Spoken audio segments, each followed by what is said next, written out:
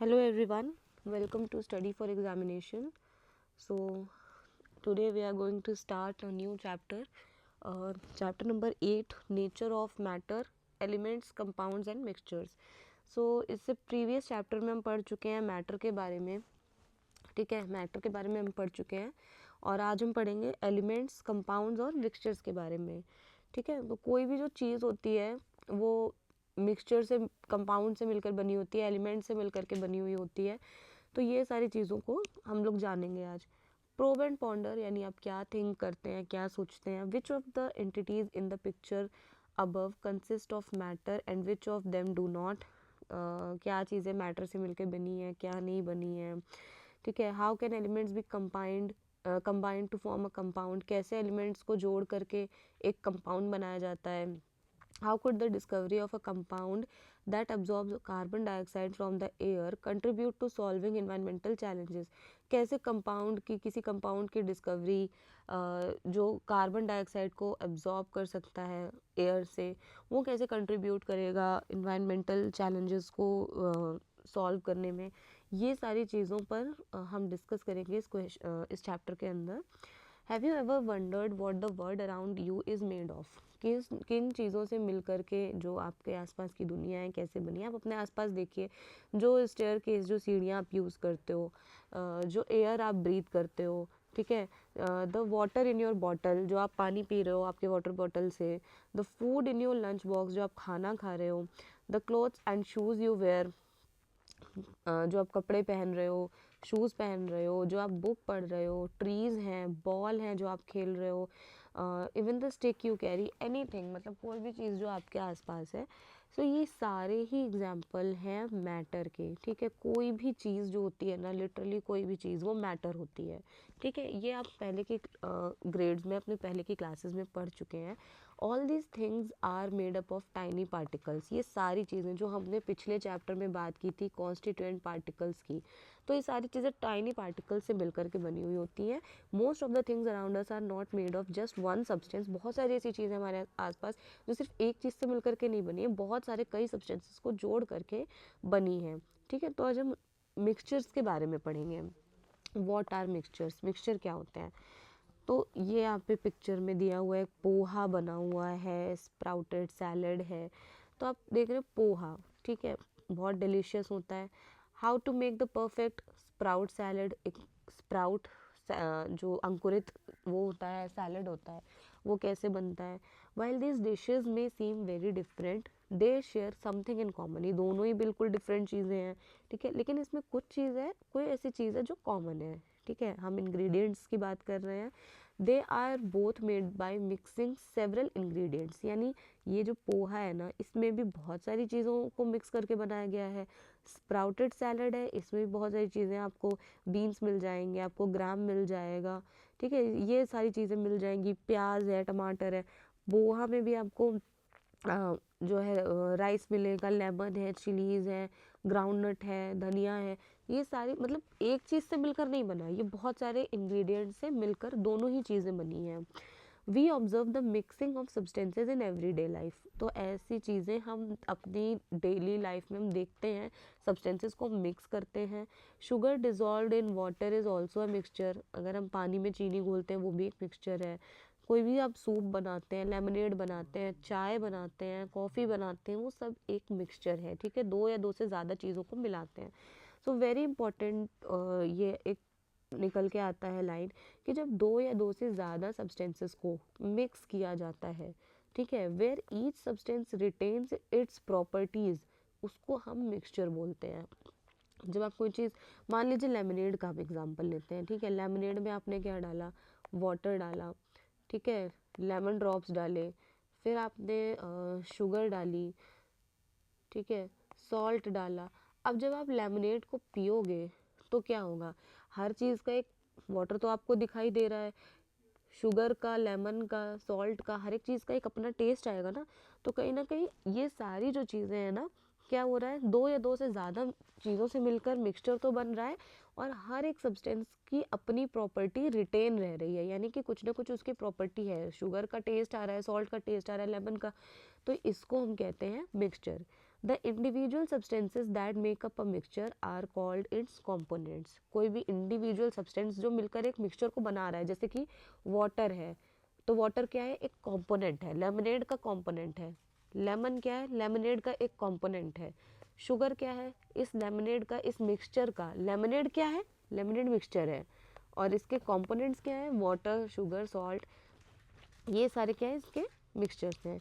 इन सम mixtures, कुछ mixtures में क्या होता है, the components like green gram, ठीक है, chickpeas, onion and tomato in a sprouted salad are easy to see. अब ये स्प्राउटेड सैलेड में क्या है, ये एक ऐसा मिक्सचर है जिसमें आपको चीज़ें साफ साफ, अब उसके जो कॉम्पोनेंट्स हैं वो आपको साफ साफ दिखाई दे रहे हैं। जैसे आपको ग्रीन ग्राम दिखाई दे रहा है, चिकपीस दिखाई दे रहे हैं, अनियन कटा हुआ दिखाई दे रहा है, टमेटो के पीसेस दिखाई दे रहे हैं। तो इसमें जो मिक्सचर है उसमें आप इजीली आइडेंटिफाई कर पा रहे हो कि इसके अंदर क्या क्या पड़ा है। सो एज एन पोहा, आपको पता है कि पोहा पड़ा है, कोरिएंडर लीव्स पड़े हैं, ग्राउंडनट पड़ा है, लेमन पड़ा है, चिली पड़ा है, हो सकता है प्याज भी हो।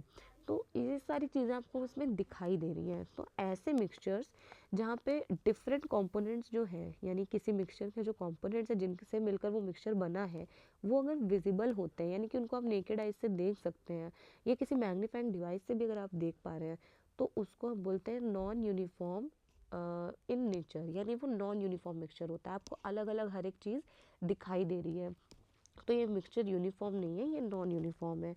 ओके, तो ऐसे बहुत सारे नॉन यूनिफॉर्म मिक्सचर्स हैं जो आपके आसपास हैं, उनको आप इजीली आइडेंटिफाई कर सकते हो। ऑन दी अदर हैंड कुछ ऐसे मिक्सचर्स होते हैं, ठीक है, some mixtures have components that can not be seen separately even with the help of a microscope. कुछ ऐसे मिक्सचर्स होते हैं जिसके कंपोनेंट्स को आप इजीली नहीं देख पाते हो, ना माइक्रोस्कोप से देख पाते हो, नेकेड आई से तो बिल्कुल भी नहीं देख सकते हो। जैसे कि ये है आपका शुगर और वाटर का एक शुगर सोल्यूशन है। अब इसमें आप क्या देख पा रहे हो कि इसमें चीनी कहाँ है। तो आप जब किसी मिक्सचर में उसके इंडिविजुअल कंपोनेंट्स को नहीं ढूंढ पाते हो, तो वो यूनिफॉर्म मिक्सचर होता है, यानी सारी चीज़ें मिल करके एक यूनिफॉर्म मिक्सचर बन गया है। इतनी मतलब इतने अच्छे तरीके से वो मिक्स हो गया है कि आपको बिल्कुल समझ ही में नहीं आ रहा है कि उसमें एक्चुअली मिला क्या क्या है। तो वो यूनिफॉर्म मिक्सचर होता है, ठीक है। Such types of mixture where the components are evenly distributed, जहाँ पर कंपोनेंट्स इवनली डिस्ट्रीब्यूटेड हैं वो, और उसको आप डिस्टिंग्विश नहीं कर सकते कि अच्छा ये चीनी है, ये पानी है, ये नमक है, आप उसको डिस्टिंग्विश नहीं कर सकते, तो वो हो जाते हैं यूनिफॉर्म नेचर के मिक्सचर्स, तो वो यूनिफॉर्म मिक्सचर है। चलिए एक बात कर लेते हैं स्टेनलेस स्टील की। आपके घरों में सबके स्टेनलेस स्टील के बर्तन यूज़ होते होंगे, बहुत सारे लोगों के यहाँ क्रॉकरी भी यूज़ होती होगी, पर आपने देखे हैं स्टेनलेस स्टील के बर्तन, ठीक है। क्या ये भी एक मिक्सचर है?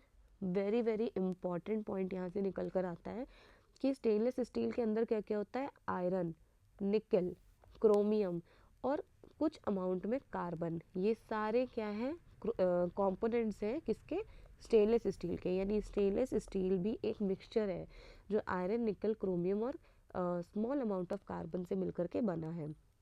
अब ये सब इतने यूनिफॉर्मली आपस में मिक्स है, ये एक यूनिफॉर्म मिक्सचर है कि आपको सिर्फ एक स्टील का प्लेट दिखाई देता है, आपको एक स्टील का चम्मच दिखाई देता है, ग्लास दिखाई देता है, आपको ये नहीं दिखाई देता कि अच्छा यहाँ पे कार्बन है, अच्छा ये निकल है, अच्छा ये क्रोमियम है, ऐसा तो नहीं दिखता है आपको। आपको सिर्फ क्या दिखता है, एक प्रॉपर स्टील का बर्तन। तो ये है एक यूनिफॉर्म मिक्सचर, ठीक है। पूरा एक entire mixture appears the same through out, पूरा आपको एक ही चीज़ दिखाई देता है, कोई इंडिविजुअल सब्सटेंस आप उसमें फाइंड आउट नहीं कर सकते हो। तो ऐसे मिक्सचर जो होते हैं ना, उनको बोलते हैं अलॉय, ठीक है, जो कई सारे इनसे एलिमेंट से मिलकर के बना हुआ होता है। जैसे ब्रास, ब्रास क्या होता है, कॉपर और जिंक से मिलकर बना होता है। ब्रॉन्ज, ब्रॉन्ज क्या होता है, कॉपर और टिन से मिलकर के बना होता है। तो ये सब एलॉय के एग्जांपल्स हैं, और ये सब यूनिफॉर्म मिक्सचर है। बिल्कुल याद रखिएगा, जो बर्तन होते हैं वो यूनिफॉर्म मिक्सचर होते हैं, क्योंकि आप उसमें ढूंढ नहीं पाते कि अच्छा ये क्या है, ये कॉपर है, ये जिंक है, ये टिन है, इसको आप अलग अलग नहीं कर सकते, उसको आप सेपरेट नहीं कर सकते हो। Mixed Loha was the name given to the mixture of two or more metals that had properties distinct from its constituent metals। तो मिश्र लोहा, ये एक टर्म दिया गया था, ये हमारी मतलब पुरानी खोज है, कह लीजिए साइंटिफिक हेरिटेज है, जहाँ पे क्या था कि दो या दो से ज़्यादा मेटल्स के मिक्सचर को, है ना, जिसमें कि प्रॉपर्टीज़ अलग अलग होती हैं उसके कॉन्स्टिट्यूएंट मेटल से, उसको मिश्र लोहा कहते हैं। Ancient Indian text such as Charaka Samhita, Sushruta Samhita, Rasa Ratna समुच्चय, रास जाल निधि, ये सब क्या है, हमारे इंडियन टेक्स्ट हैं, ठीक है। यानी कि ये सारी बुक्स लिखी जा चुकी हैं पुरानी। इन सबको etcetera mention the use of alloys for medicinal purposes. तो इसमें बताया गया है एलॉयज़ का यूज़ मेडिसिनल पर्पस के लिए कैसे यूज़ किया जा सकता है। ब्रॉन्ज ऑल्सो नोन एज कांस्य is an alloy made up of copper and tin was use to improve digestion and boost immunity. तो बहुत सारे लोग ब्रॉन्ज के बर्तनों में पानी पीते हैं, बोलते हैं कि कॉपर और टिन का मिलकर के बना हुआ होता है, और बोलते हैं कि इससे डाइजेशन और इम्यूनिटी अच्छी रहती है। बहुत सारे लोग आपने देखा होगा, आपके घर में भी बड़े बुजुर्ग होंगे जो कॉपर के, तांबे के बर्तनों में पानी पीते हैं, कांसे के बर्तनों में पानी पीते हैं, बोलते हैं कि अच्छा होता है। तो वो इसका, ये जो हमारी बुक्स है ना पुरानी, सुश्रुत संहिता, चरक संहिता, इसमें ये सारी बातें लिखी कि कैसे अलॉयज मेडिसिनल पर्पस के लिए यूज़ होते थे। इज़ एयर अ मिक्सचर, क्या एयर भी एक मिक्सचर है? तो air is a uniform mixture, बिल्कुल एयर यूनिफॉर्म मिक्सचर है। आप ये मान लीजिए ये एयर है, ठीक है, वैसे तो एयर हम नहीं देख सकते, लेकिन एयर हम ब्रीद करते हैं। ऐसा तो है नहीं कि इसमें से हमने बोल दिया कि अच्छा ये नाइट्रोजन है, ये ऑक्सीजन है, ये कार्बन है। हम उसमें से ढूंढ ढूंढ के तो एयर को नहीं इनहेल करते हैं। तो एयर क्या है, एक यूनिफॉर्म मिक्सचर है, उसमें बहुत सारी गैसेस प्रेजेंट है जिनको हम देख नहीं सकते हैं। डेफिनेटली उसमें हम कंपोनेंट्स को अलग नहीं कर सकते हैं। तो इसीलिए क्या है, एक यूनिफॉर्म मिक्सचर है जिसमें क्या क्या प्रेजेंट है, नाइट्रोजन प्रेजेंट है, ऑक्सीजन प्रेजेंट है, आर्गन है, कार्बन डाइऑक्साइड है, वाटर वेपर है। इन सारी चीज़ों से मिलकर के एयर बनी है। और ऑक्सीजन जो है वो ही हमको ज़रूरत होती है लिविंग बींग्स को, उसको इनहेल करके हम जिंदा रह सकते हैं। इट हेल्प्स इन कंबशन, कोई चीज़ को जलाने के लिए, यानी बर्निंग की जो प्रोसेस है ना, उसके लिए, कंबशन की प्रोसेस के लिए एयर की ज़रूरत होती है। बिना एयर की प्रेजेंस के आप कंबशन नहीं कर सकते, आग नहीं जलेगी। Nitrogen which constitutes about 78% of the air, air में क्या है, नाइट्रोजन जो होता है वो 78% होता है, ऑक्सीजन जो है वो सिर्फ 21% होता है। तो 99% तो यही हो गया एयर के अंदर। बाकी 1% में बहुत सारे गैसेस आ जाते हैं, आर्गन आ जाता है, कार्बन डाइऑक्साइड आ जाता है, बहुत सारे गैसेस आ जाते हैं, ठीक है। तो नाइट्रोजन जो है वो 78% ऑक्यूपाई करता है। इसका कंबशन में कोई काम नहीं होता, कोई चीज़ को जलाने के लिए नाइट्रोजन हो ना हो फ़र्क नहीं पड़ता। Air has water vapour in it, बिल्कुल वाटर वेपर भी प्रेजेंट होता है। When warm air touches a cool surface, the water vapor turns into liquid, forming tiny droplets. जब वार्म एयर, गर्म हवा किसी ठंडी सरफेस को टच करती है तो वाटर वेपर क्या करते हैं, वो लिक्विड में कन्वर्ट हो जाते हैं और छोटी छोटी टाइनी ड्रॉपलेट्स बन जाती हैं, ठीक है। एक एक्सपेरिमेंट है, चलिए देखते हैं इसको। एक ग्लास टम्बलर, एक कांच का ग्लास लिया, उसको पानी से आधा भर दिया। अब इसमें हम डालेंगे क्या, कैल्शियम ऑक्साइड, ठीक है, क्विक लाइम इसको बोलते हैं, CaO इसका फॉर्मूला होता है कैल्शियम ऑक्साइड का, ठीक है, CaO, ठीक है। इसमें क्या करें, calcium oxide reacts vigorously with water to form calcium hydroxide and releases heat. पानी लिया, पानी में डाला कैल्शियम ऑक्साइड, तो ये हो गया, इसके साथ में जुड़ गया वाटर H2O। अब क्या हो रहा है, विगरस रिएक्शन होता है, बहुत तेज रिएक्शन होगा, और क्या बन जाएगा, कैल्शियम हाइड्रोक्साइड CaOH का होल ट्वाइस, और क्या होगा, रिलीजेज हीट, हीट जो है वो बाहर निकली। स्टर कॉन्टिन्यूसली, अब इसको लगातार चलाना है to make a solution of calcium hydroxide. Calcium hydroxide solution बनाने, लगातार इसको हमने चलाया, इस सोल्यूशन को बोलते हैं लाइम वाटर, ठीक है। उसको हमने फिल्टर कर लिया, छान लिया, और उसके कलर को हमने ऑब्जर्व किया। Leave this colourless solution in a petri dish. अब भाई एक पेट्री डिश आपने देखी होगी, आपके लैब में प्रेजेंट होगी। एक डिश लिया, यानी कि प्लेट टाइप का होता है, उसमें हमने इस कलरलेस सोल्यूशन को कुछ घंटों के लिए ऐसे ही छोड़ दिया। Keep stirring the solution at regular intervals, बीच बीच में जाके हम उसको चलाते रहे, स्टर करते रहे। तो हमने क्या ऑब्जर्व किया, क्या वो मिल्की हो गया वो सोल्यूशन, ठीक है। तो lime water turns milky when carbon dioxide reacts with calcium hydroxide to form calcium carbonate. अब क्या हो रहा है, ये जो लाइम वाटर है ना, लाइम वाटर CaOH का होल ट्वाइस, ये क्या कर रहा है, when carbon dioxide reacts with calcium hydroxide, इसके साथ में जब कार्बन डाइऑक्साइड, कैल्शियम हाइड्रोक्साइड और कार्बन डाइऑक्साइड जब मिलते हैं तो बनाते हैं कैल्शियम कार्बोनेट CaCO3। यहाँ पे लिख देती हूँ उसको, यहाँ पे कैल्शियम कार्बोनेट CaCO3 बनाते हैं, कैल्शियम हाइड्रोक्साइड CaOH का होल ट्वाइस और कार्बन डाइऑक्साइड मिलके बनाते हैं कैल्शियम कार्बोनेट और साथ में बनाते हैं वाटर यानी H2O। ठीक है। Since lime water turns milky when exposed to air, this activity demonstrates the presence of carbon dioxide in the air। अब क्या हुआ, क्योंकि लाइम वाटर जब कार्बन डाइऑक्साइड की के एक्सपोजर में आया, जब उससे कार्बन डाइऑक्साइड मिला तो क्या बन गया, कैल्शियम कार्बोनेट बन गया। अब कार्बन डाइऑक्साइड कहाँ से मिला, एयर के अंदर कुछ अमाउंट में कार्बन डाइऑक्साइड प्रेजेंट होता है। तो जब कार्बन डाइऑक्साइड कैल्शियम हाइड्रोक्साइड से मिला तो ये कैल्शियम कार्बोनेट में बदल गया। इसका मतलब हमको ये समझ में आ गया कि एयर में कार्बन डाइऑक्साइड प्रेजेंट होता है। Apart from gases, have you ever observed anything else present in air, क्या गैसेज के अलावा भी कोई चीज़ होती है जो एयर में प्रेजेंट हो।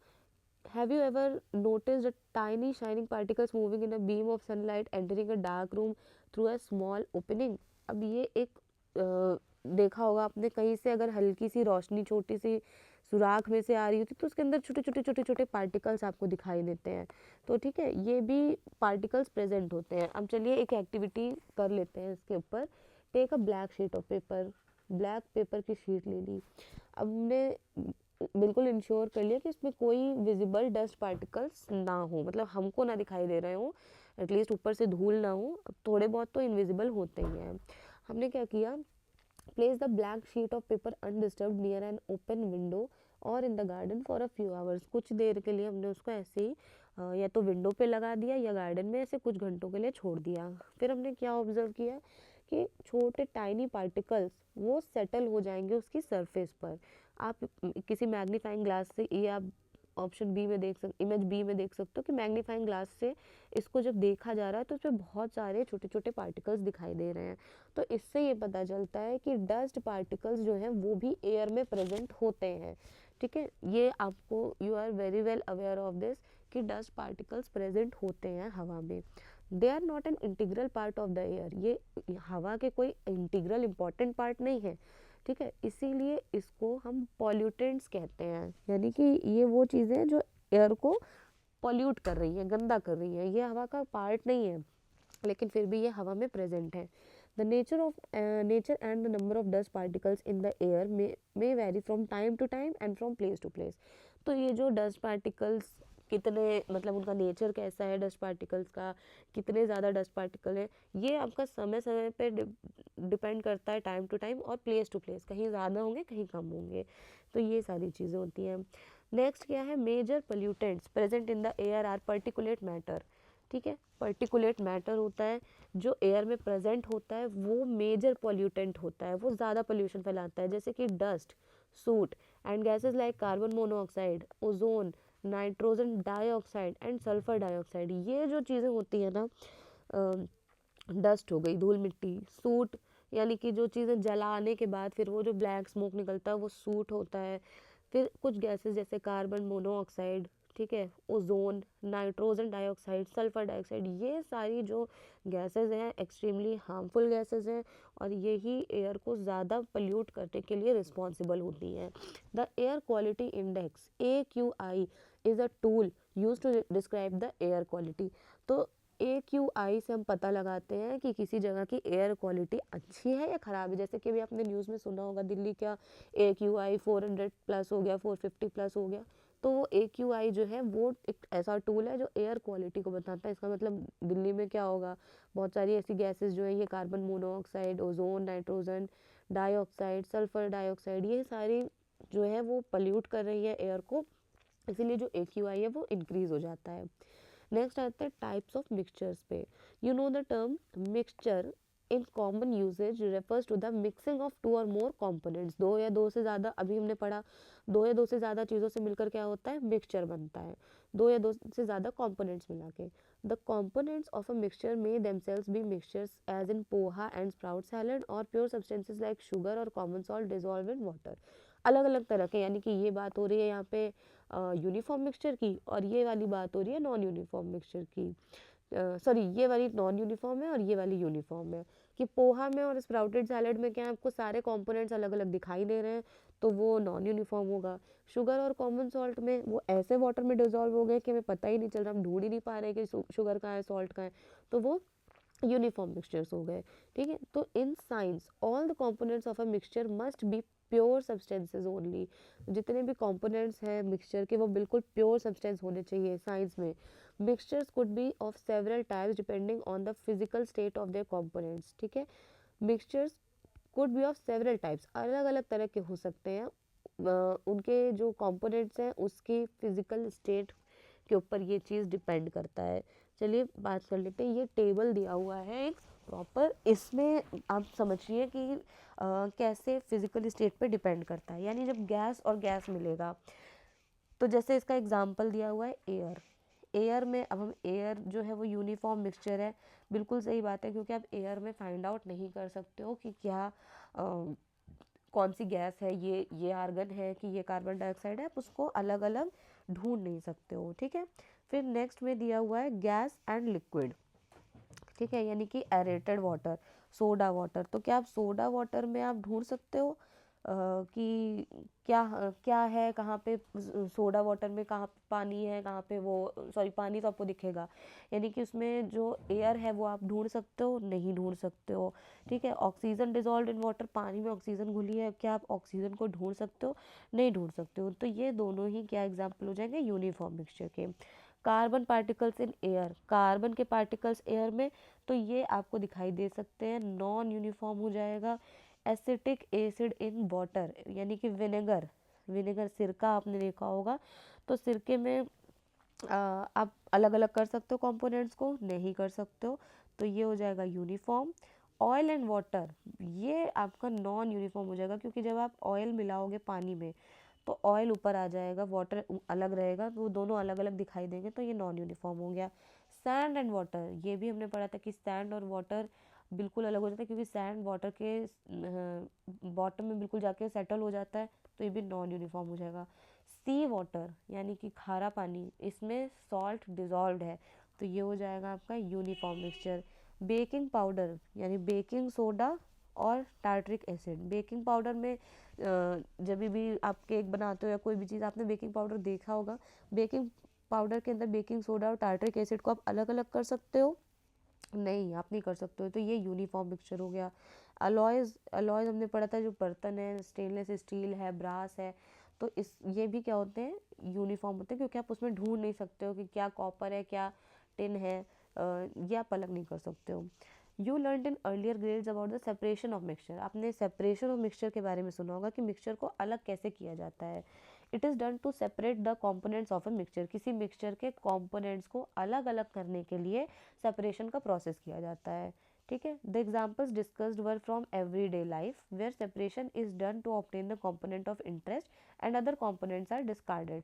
तो ये जो हमने इसमें एग्जाम्पल्स पढ़े हुए थे, ये क्लास 6 की बुक में आपने पढ़ा हुआ होगा कि एवरीडे लाइफ एग्जांपल्स वहाँ पे उठाए गए थे कि सेपरेशन जब किया जाता है तो हमको जो चीज़ चाहिए होती है, फॉर एग्जांपल आपने देखा होगा घर में आपकी मम्मी चावल बीनती होंगी या दाल बीनती होंगी, तो उसमें से जो डिज़ायर्ड चीज़ें हैं, जो हमारे इंटरेस्ट की चीज़ है, उसको हम दाल को अलग कर लेते हैं, और जो अदर कंपोनेंट्स हैं जिनकी हमको ज़रूरत नहीं है, जो हार्मफुल हैं, जैसे जो कंकड़ होंगे या दूसरे पार्टिकल्स होंगे, वो आप डिस्कार्ड कर देते हो, आप उसको हटा देते हो, फेंक देते हो। However in science the purpose of separating a mixture is to obtain pure substances, तो इस साइंस की भाषा में इसको बोल सकते हैं कि सेपरेशन के लिए हम, सेपरेशन का मतलब क्या होता है, सेपरेशन का पर्पज क्या होता है कि किसी मिक्सचर में से प्योर सब्सटेंस को हम निकाल लें। ठीक है, प्योर सब्सटेंस को अलग कर लेना।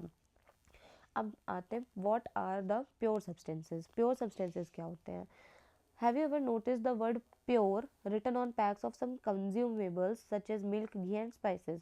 तो यहाँ पे ये कुछ आइटम्स, कंज्यूमेबल आइटम्स बने जिनको हम खाते हैं, तो उसमें लिखा होता है, आपने भी देखा होगा, प्योर घी, शुद्ध घी, शुद्ध दूध, ऐसे करके लिखा होता है। ठीक है, the word pure has slightly different meanings in common usage and in science. तो हमारी कॉमन लैंग्वेज में प्योर का मतलब अलग है, साइंस में अलग है।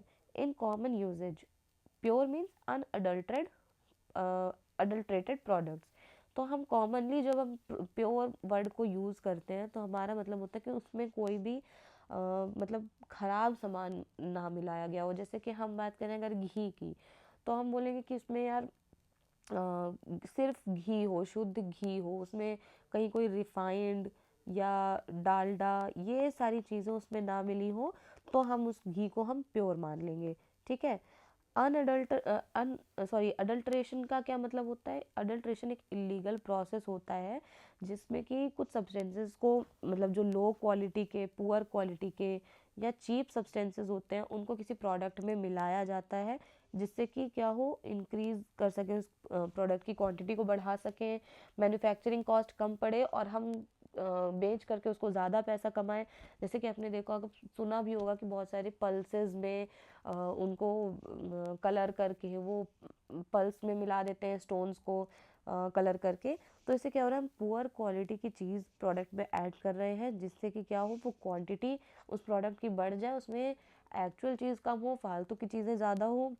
इससे क्या होगा, मैन्युफैक्चरिंग कॉस्ट हमको कम पड़ेगा और जब हम बेचेंगे तो उसका कॉस्ट तो हमको वही दाल वाला मिलेगा। तो ये होता है अडल्ट्रेशन। तो ये बहुत गलत प्रोसेस है। However it deteriorates the quality of the product. इससे क्या होगा कि प्रोडक्ट की क्वालिटी ख़राब होती है। It can also make the product hazardous to health. तो हमारे लिए, हम खाएंगे तो वो भी हमको नुकसान करेगा। तो ये चीज़ होती है कि उस प्रोडक्ट को ख़राब बनाता है हमारी हेल्थ के लिए। अब साइंस की भाषा में प्योर का क्या मतलब है? A pure substance is the one that has no other substance present in it. Science की लैंग्वेज में प्योर का मतलब है कोई भी ऐसी चीज़ कि उसमें कोई और सब्सटेंस प्रेजेंट ही ना हो, सिर्फ वही वही एक चीज़ हो। ठीक है, वो होता है प्योर। फॉर अ साइंटिस्ट, किसी साइंटिस्ट के लिए, even these products that look pure can be considered impure.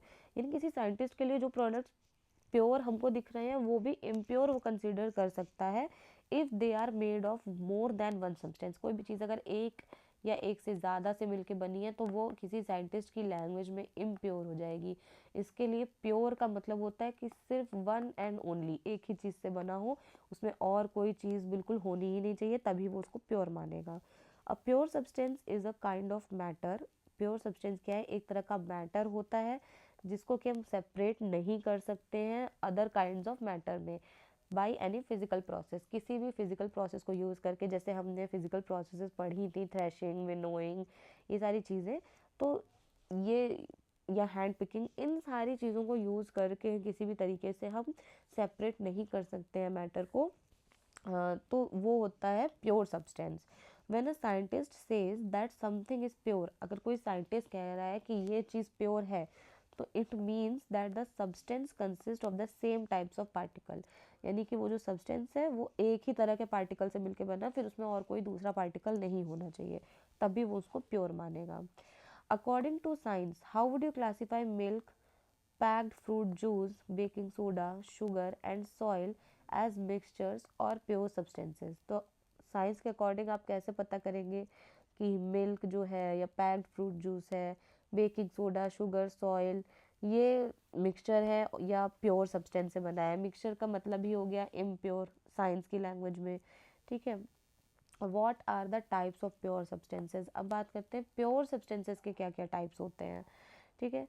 Recall the different states of water that you studied in curiosity grade 6। अलग अलग स्टेट ऑफ वाटर क्या है? Solid, liquid, gas. ठीक है, state of water हो गए। What happened when water was cooled और heated? पानी को ठंडा किया, गर्म किया तो क्या हो रहा है? When we observe that on cooling water, जब हम पानी को ठंडा करते हैं, ठंडा किया तो बर्फ़ बन गया, जम गया, आइस बन गया। बॉयल किया पानी को तो वो वाटर वेपर में कन्वर्ट हो गया। तो हम वाटर कैसे वापस पा सकते हैं? हीटिंग आइस, यानी आइस को हमने क्या किया, गर्म कर दिया। कूल करने पर वाटर को आइस बन गया था, तो आइस को गर्म करके हम वापस वाटर पा सकते हैं। बॉयल करने पर वेपर बन गया था, तो वेपर को ठंडा करके हम फिर से पानी वापस ला सकते हैं। फिजिकल चेंजेस हैं। It shows that during this processes the particles of water remain the same. अब इस टाइम पे क्या हो रहा है, इन प्रोसेसेस के टाइम पे वाटर पार्टिकल्स जो हैं वो सेम ही रह रहे हैं, वो चेंज नहीं हो रहा है कि हीट होने से वाटर पार्टिकल चेंज हो गया, नहीं, वो वाटर का वाटर ही रह रहा है। Now let us perform another activity in which we pass electricity through water and observe its effect. तो अब यहाँ पे इलेक्ट्रिसिटी पास करेंगे वाटर के थ्रू। इसके अंदर आपने 2 छोटे छोटे टेस्ट ट्यूब ले लिए, एक बीकर ले लिया या ग्लास टम्बलर ले लिया, एक 9 वोल्ट की बैटरी ले ली जो इजीली आपको किसी भी शॉप पे मिल जाएगी। बीकर को हमने 2/3 पानी से भर दिया और उसमें हमने ऐड कर दिया डाइल्यूट सल्फ्यूरिक एसिड, जो हम बोलते हैं H2SO4। पानी मिला हुआ सल्फ्यूरिक एसिड वो डाइल्यूट सल्फ्यूरिक एसिड होता है। अब दोनों टेस्ट ट्यूब को बिल्कुल पूरा पानी से भर दिया और ये पानी हमने कहाँ से उठाया, इस बीकर में से। अब हमने बीकर के अंदर ये 9 वोल्ट वाली जो बैटरी है ये हमने यहाँ पे प्लेस कर दी, ठीक है। विदाउट स्पिलिंग द वाटर, बिना पानी गिराए हुए carefully place the water filled test tubes on each of the terminals of the battery. अब दोनों टर्मिनल्स पे, ये टर्मिनल और ये टर्मिनल पे, दोनों पे बहुत ध्यान से हमें क्या करना है, वाटर को, ये देखिए इसका ये जो टेस्ट ट्यूब का माउथ है उसको कवर करके बहुत आराम से यहाँ पे दोनों टर्मिनल्स पे बैटरी के हमने लगा दिया ये टेस्ट ट्यूब। अब हमको कुछ देर क्या करना है, वेट करना है। क्या दिखाई दे रहा है आपको, formation of any gas bubbles at both the terminals inside the test tube. क्या आपको टर्मिनल पे, दोनों टर्मिनल पे टेस्ट ट्यूब की गैस बबल का फॉर्मेशन दिखाई दे रहा है? तो ये आपको यहाँ पे टेस्ट ट्यूब के अंदर गैस के बबल्स दिखाई देना स्टार्ट होंगे तो आपको 10 से 15 मिनट तक उसमें कोई छेड़छाड़ नहीं करनी है, ऑब्जर्व करना है। Is the volume of the gas collected the same in both the test tube, क्या दोनों टेस्ट ट्यूब में सेम वॉल्यूम में गैस कलेक्ट हो रहा है? तो अभी हम क्या करेंगे, दोनों टेस्ट ट्यूब को 1 बाय 1 बहुत केयरफुली हमें हटाना है। Test these gases 1 by 1 by bringing a burning candle close to the mouth of the test tube. अब दोनों गैसेस को टेस्ट करेंगे। टेस्ट करने के लिए एक जलता हुआ कैंडल उसके जो ओपनिंग है टेस्ट ट्यूब की उसके पास में ऐसे ये टेस्ट ट्यूब है, यहाँ पे हम लेकर के आएंगे जलता हुआ कैंडल, ठीक है। दोनों केसेस में क्या होगा, अब ये बच्चा पूछ रहा है कि can this collected gases be water vapour, क्या ये जो गैसेस हमने कलेक्ट किए क्या ये वाटर वेपर हो सकता है? तो ये रिप्लाई करिए, these gases are not water vapour, ये गैसेस वाटर वेपर तो नहीं हो सकती हैं, नहीं तो ये कंडेंस बैक होकर के वापस से पानी बना देती हैं। तो चलो हम लोग देखते हैं कि गैसेस हैं क्या, ठीक है। तो ये जो गैस टेस्टिंग है इसके लिए आप बहुत केयरफुली करिएगा क्योंकि हम एक फायरी चीज़ को लेकर के जा रहे हैं, यानी कि हम कैंडल को लेकर के जा रहे हैं। To test the gases present in 2 test tubes bring a burning candle. तो हम एक कैंडल को दोनों टेस्ट ट्यूब के माउथ के पास लेकर के जाएंगे। तो एक टेस्ट ट्यूब में क्या होगा, आपको एक पॉप साउंड सुनाई देगा, पॉप साउंड सुनाई देगा और आपकी कैंडल जो होगी बुझ जाएगी। दूसरे टेस्ट ट्यूब में क्या होगा, कैंडल और तेज़ी से ब्राइटर जलने लगेगी। तो जहाँ पे पॉप साउंड सुनाई देगा इसका मतलब वो है आपकी हाइड्रोजन गैस, और जहाँ पे आपकी कैंडल और तेज़ी से जलने लगी वो है आपकी ऑक्सीजन गैस, क्योंकि हमने पढ़ा कि एयर के प्रेजेंस में कंबशन होता है और एयर में भी ऑक्सीजन प्रेजेंट होता है, इसलिए कंबशन होता है। तो जब हम इस कैंडल को यहाँ इस टेस्ट ट्यूब के पास में लेकर के गए तो तेज़ी से जलने लगी, इसका मतलब इसके अंदर ऑक्सीजन प्रेजेंट थी और ऑक्सीजन के प्रेजेंस में ही कंबशन होता है, बर्निंग की प्रोसेस होती है। तो इस एक्टिविटी से हम कह सकते हैं कि वाटर जो है वो 2 अलग अलग कॉन्स्टिट्यूएंट से मिलकर बना है, एक आपका हाइड्रोजन और दूसरा आपका ऑक्सीजन, जिसको हम इसीलिए वाटर को बोलते हैं H2O। इसमें हाइड्रोजन और ऑक्सीजन 2 एलिमेंट्स हैं, 2 कॉन्स्टिट्यूएंट्स हैं, इनसे मिलकर के वाटर बना है। When electric current is pass through water, जब हमने इलेक्ट्रिक करंट पास किया वाटर में तो ये ब्रेक डाउन हो गया हाइड्रोजन और ऑक्सीजन में। तो क्या ये केमिकल चेंज है या फिजिकल चेंज है, ये आपने पढ़ा होगा चैप्टर 7 में, ग्रेड 7 में ये आपने पढ़ा होगा। तो ये बिल्कुल ये केमिकल चेंज है क्योंकि यहाँ पे सीधे सीधे इलेक्ट्रोलिसिस की प्रोसेस हो गई, ये अलग अलग 2 चीज़ों में ब्रेक हो गया, हाइड्रोजन में ऑक्सीजन में अलग अलग ब्रेक हो गया। तो बिल्कुल ये अब इसको अलग नहीं किया जा सकता, सॉरी इसको वापस से जोड़ करके पानी नहीं बना सकते हैं, ये एक बार ब्रेक हो गया तो हो गया, 2 अलग सब्सटेंसेस का फॉर्मेशन हो गया, तो इसीलिए ये प्रोसेस हो जाएगी आपकी केमिकल प्रोसेस।